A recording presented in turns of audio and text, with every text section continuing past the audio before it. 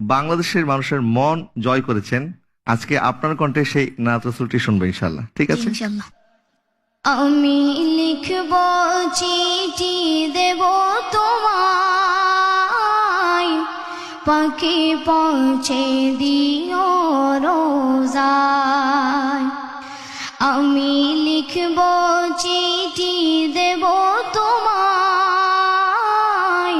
পাখি পৌঁছে দিও রোজায়।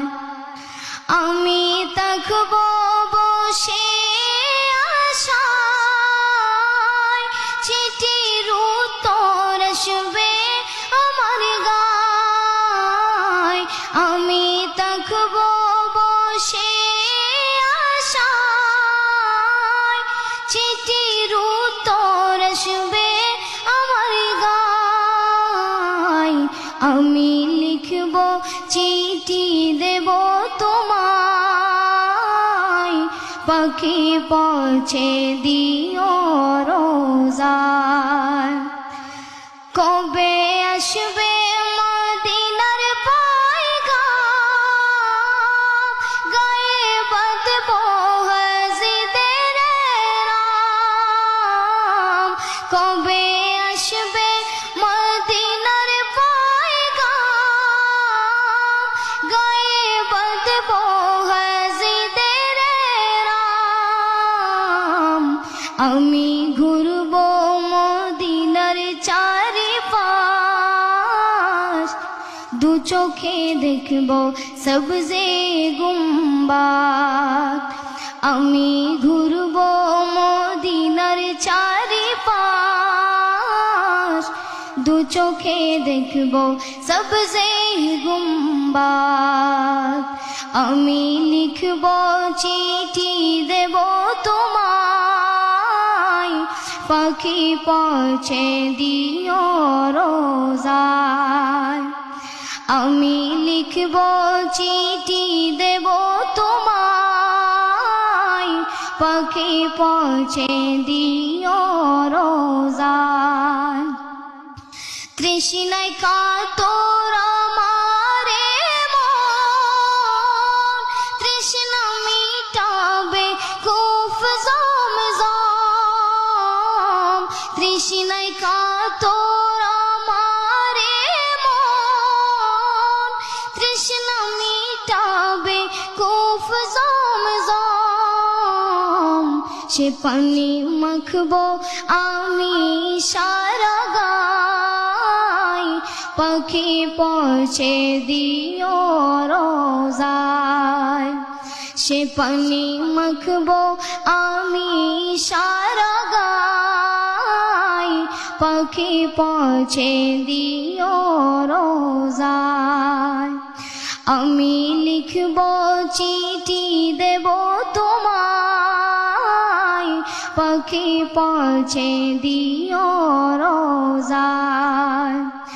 আমি লিখব চিঠি দেব তোমায়, পাখি পৌঁছে দিও রোজায়।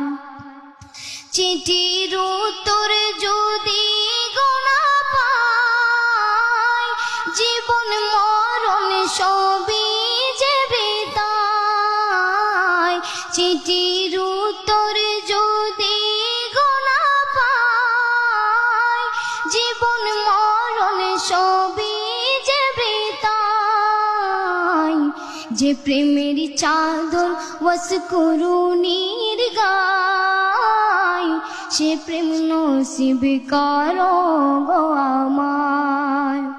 যে প্রেমের চাদর ওয়াস করুণীর গায়, সে প্রেম নসিব করো গো আমায়।